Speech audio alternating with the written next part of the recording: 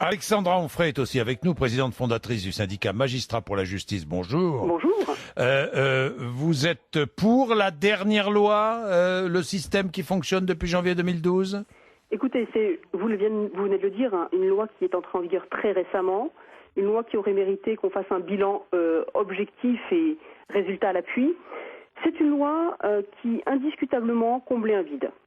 Aujourd'hui, le mineur, lorsqu'il bascule de la minorité à la majorité, passe directement d'un système qui est celui de la justice des mineurs à une justice ordinaire pour adultes. Le grand mérite de la loi qui a créé le tribunal correctionnel des mineurs est précisément de prévoir une juridiction qui ne juge absolument pas les mineurs de plus de 16 ans comme des adultes. Ils sont jugés totalement comme des mineurs, simplement. Et d'ailleurs, je rappelle, parce qu'on nous parle des principes fondamentaux de la justice des mineurs, moi je rappellerai simplement que le Conseil constitutionnel s'est prononcé sur ce texte, l'a validé, a estimé que des garanties suffisantes étaient apportées pour que le mineur soit jugé en prenant totalement en considération sa personnalité, son évolution. Le Conseil constitutionnel a imposé préalablement à tout jugement devant le tribunal correctionnel des mineurs qu'un juge des enfants soit saisi. Par conséquent, on fait un point sur sa situation éducative complètement. On peut l'accompagner jusqu'au jugement.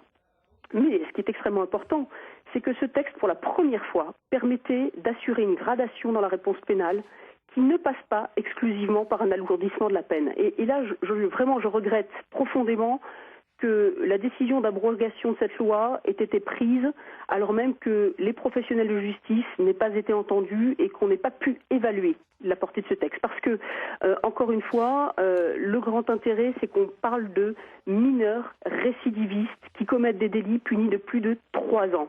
Et la seule évolution de ce texte, c'est qu'au lieu d'être jugé par un juge des enfants et de 2 assesseurs citoyens spécialisés dans les questions de jeunesse, on les fait juger par un juge des enfants qui préside le tribunal correctionnel accompagné de 2 magistrats professionnels. Encore une fois, s'agissant de mineurs qui ont déjà été condamnés à de multiples reprises, la plupart du temps, par un tribunal pour enfants, qui ont le plus souvent, avant même d'être condamnés, parce que pour être récidiviste, quand on est mineur, il faut avoir été condamné à une peine. Et avant le prononcé d'une peine pour un mineur, le juge des enfants a la possibilité de prononcer toute une série de mesures et de sanctions éducatives. Éric Biocarelli.